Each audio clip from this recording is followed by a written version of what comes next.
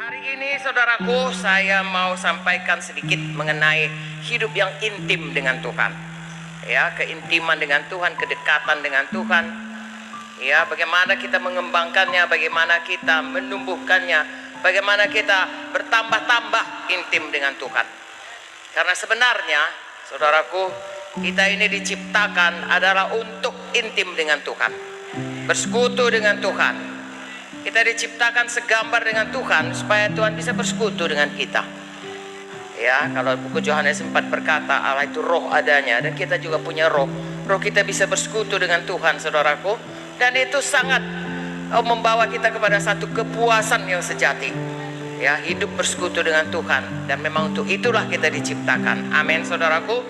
Ya, dari awalnya, kalau kita lihat dalam buku Kejadian 1 dikatakan, mari kita buka Kejadian 1 ayat 26. Dan berfirmanlah Allah, baiklah kita menjadikan manusia menurut gambar dan rupa kita. Amin. Jadi kita diciptakan segambar dengan Tuhan, supaya mereka berkuasa atas ikan-ikan di laut, burung-burung di udara, atas ternak, atas seluruh bumi, atas segala binatang melata yang merayap di bumi. Maka Allah menciptakan manusia itu menurut gambarnya. Menurut gambar Allah diciptakannya dia, laki-laki dan perempuan diciptakannya mereka. Allah memberkati mereka lalu berfirman kepada mereka, beranak cuculah, bertambah banyak, penuhilah bumi dan taklukkanlah itu, berkuasalah atas ikan-ikan di laut, burung-burung di udara, segala binatang yang merayap di bumi, dan seterusnya dan seterusnya. Tuhan mau kita, saudaraku, ya, diciptakannya segambar dengan Dia dan berkuasa. Dia adalah Maha Kuasa, amin. Dan Tuhan tempatkan kita di bumi di mana kita juga berkuasa. Tetapi singkat cerita, saudaraku, itu semuanya ya digagalkan ya atau dirusak oleh manusia oleh karena dosa.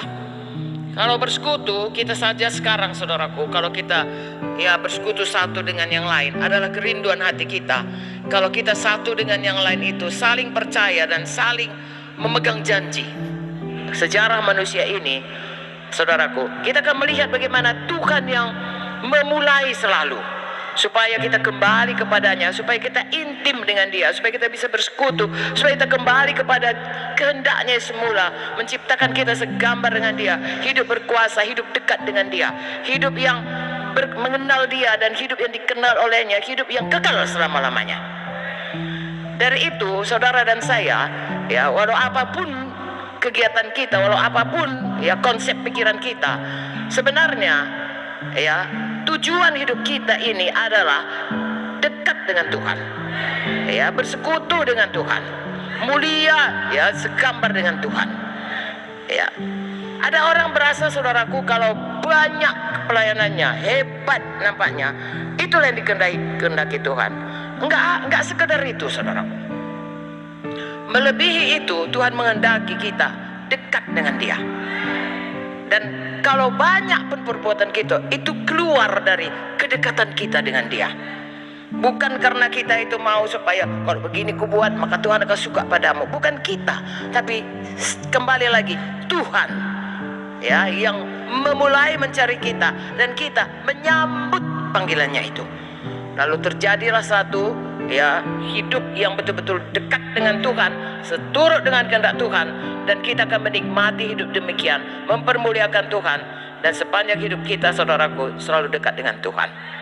Amin. Oke. Dan dalam hal ini saudara lihat, Tuhan yang maksud Tuhan dari semula adalah supaya kita intim. Tuhan yang memulainya, bagian kita adalah menyambutnya. Dalam hal itu tidak sama, temui pola kita masing-masing. Satu lagi faktor yang kita harus perhatikan, untuk bisa intim itu diperlukan ketekunan.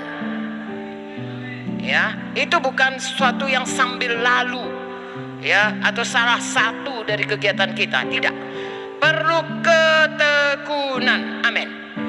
Dari Alkitab kita melihat orang yang betul-betul tekun mencari Tuhan, dia akan bertemu.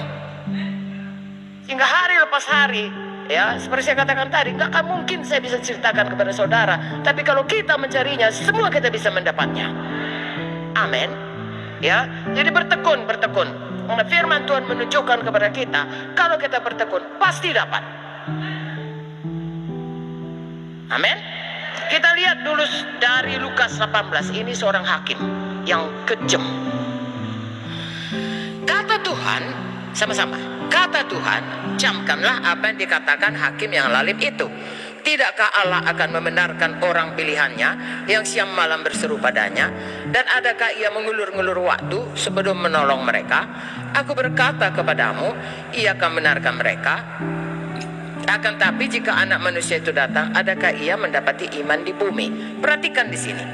Ini janda ini datang untuk dibela haknya. Betul? Ada perkaranya, lalu dibela haknya.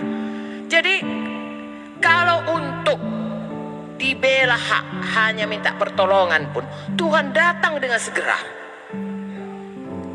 Apalagi kalau kita datang minta supaya intim dengan dia, ya sudah jelas lebih tidak berlambatan.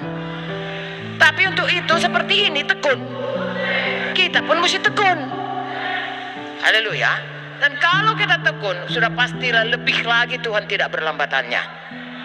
Nah, itulah salah satu firman Tuhan yang meneguhkan kita. Kalau kita tekun menyambut masuk Tuhan untuk intim dengan dia, pastilah Tuhan bersegera-segera untuk menyatakan diri kepada kita.